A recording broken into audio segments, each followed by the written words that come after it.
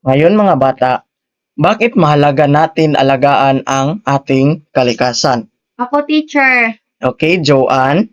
Mahalaga po ang pangangalaga at pagpapahalaga sa ating kapaligiran at kalikasan, teacher, dahil napakahalaga ng ginagampanan ng kalikasan sa ating buhay. Ibinibigay po nito sa atin ang ating mga pangangailangan tulad ng pagkain, hangin, tubig at iba pa. Ito rin ang tahanan natin, teacher, at maging ng mga hayop at halaman. Tama. Sa ikalawa naman, ano ang maaaring bunga kung papahalagahan at aalaga natin ang ating kalikasan? Ako, teacher, Okay, Lani? maiiwasan at mapipigilan natin ang mga posibleng sakuna, teacher, at dilubyo na mangyayari sa bawat lugar o bansa natin, teacher. Tumpak.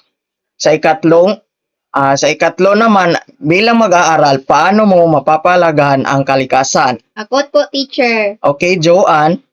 Bilang mag-aaral po, teacher, magtatanim ako ng puno at halaman upang maprotektahan ang ating kagubatan.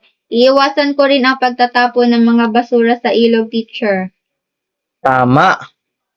Ngayon mga bata, upang malaman ko at ni Kuya Kim kung talagang nakikinig kayo sa ating talakayan, inimbitan niya tayo sa kanyang munting learning camp.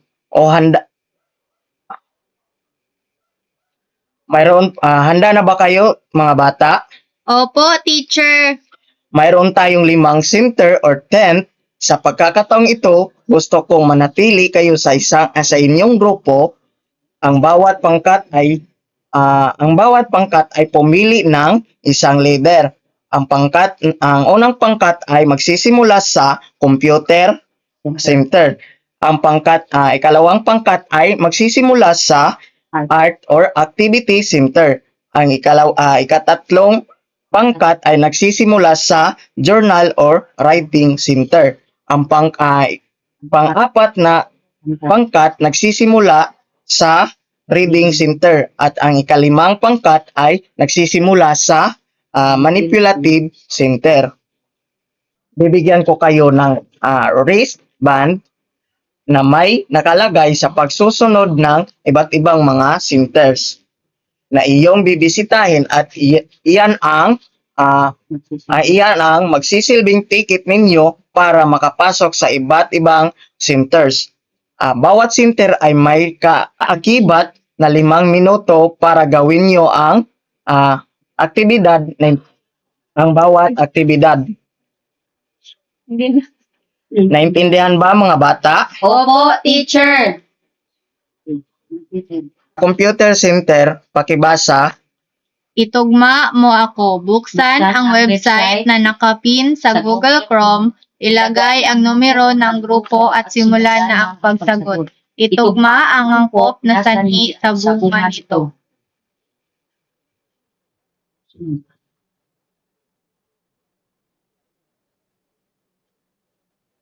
Sa ikalawang pangkat, Center. sa ikalawang center, Patro. sa ikalawang center, Bumili ng isang pangyayari. Wala pa. Binakog mo na. sa art center, pakibasa. Pumili ng isang pangyayari sa kalikasan na mayroong kaakibat na sanhi at bunga. Sa isang illustration board, hatiin ito sa dalawa at iguhit sa isang bahagi ang sanhi ng pangyayari at sa isang bahagi naman ang bunga ng pangyayari. Ikaw basa sa rubrics. Rubrics, pamantayan. Ito ang art center rubrics. Paksa, 15 puntos. Pagkamalikhain, 15 puntos. Orihinalidad, 10 puntos. Kalinisan, 10 puntos. Kabuuan, pangatlong center. Writing center, pakibasa. Magbigay ng iba pang paninira sa kalikasan na ginagawa ng mga tao at ibigay ang magiging bunga nito. Bunga? Bunga nito. Utro? Oo, true. Writing center, pakibasa. magbigay ng iba pang paninira sa kalikasan na ginagawa ng mga tao at ibigay ang magiging bunga nito. Writing center, criteria. Tamang sagot, 30 puntos. Kalinisan ng pagkasulat, 10 puntos. Sulat kamay, 10 puntos. Kabuuan, 50 puntos.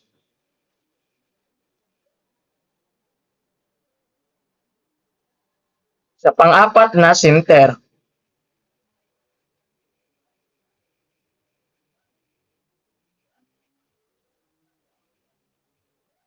reading center. Basahin ang kwento na pinamagatang Baha Dulot sa Basura na isinulat ni Blaine Mia Ikasama.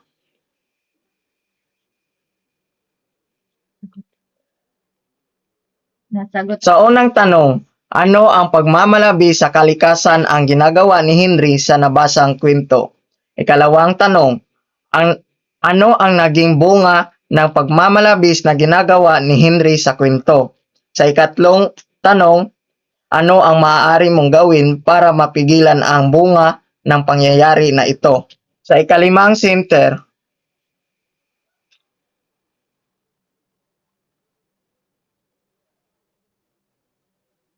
sa loob ng dalawang kahon ay hindi nakaayos ng mga picture puzzle, isang litrato sa sanhi at isa naman sa bunga. Ayusin at idikit ito sa bawat takip ng kahon.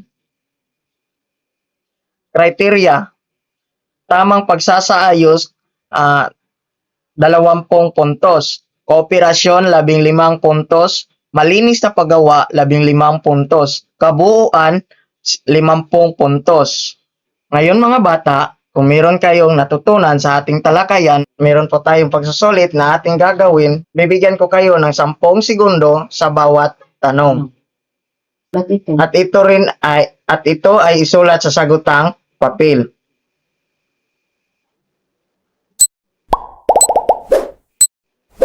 Umitim ang tubig, dala ang walang habas na pagtatapon ng basura.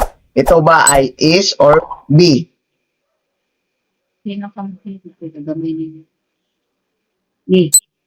Pagtatapon ng plastic, cellophane at basura ang dahilan ng pagbara sa mga estero.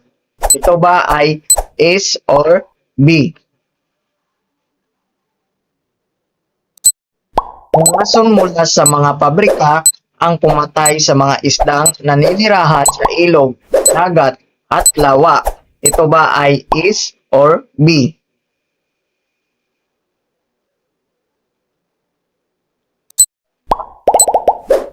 Kakulangan sa wastong pagtatapon ng basura ang ugat ng polusyon, katubigan at hangin. Ito ba ay is or B?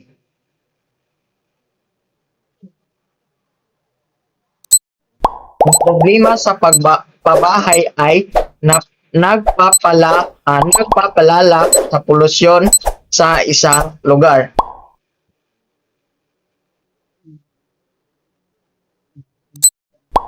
Labis na nagputol ng mga puno ang dahilan kaya walang sumisipsip sa mga tubig ulan kaya nagkakaroon ng labis na pagbaha.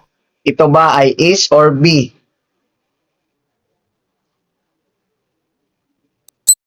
Dahil sa pagtatapon ng basura kung saan-saan, kaya naman nalalason na ang ating kapaligiran. Ito ba ay is or B?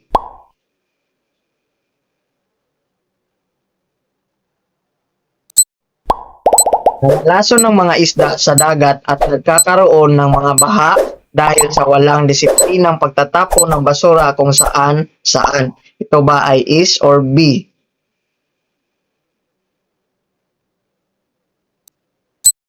Paggamit ng dinamita ay nagdudulot ng pagkamatay ng maraming isda sa dagat.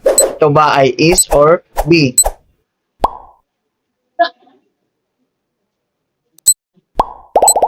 Lumubog sa baha ang bayan ng Nabutas dahil sa kakulangan ng pagpaplano ng mga nasa katungkulan. Ito ba ay is or B? Para sa inyong takdang aralin, sumulat ng maikling sanaysay tungkol sa paksang iyong kinagigiliwan na nagpapakita ng ugnayan ng sanhi at bunga. Teacher, kailan po namin yan ipapasa? Ipasa niyo ito ngayong Lunes. Paalam na mga bata. Paalam na po, teacher.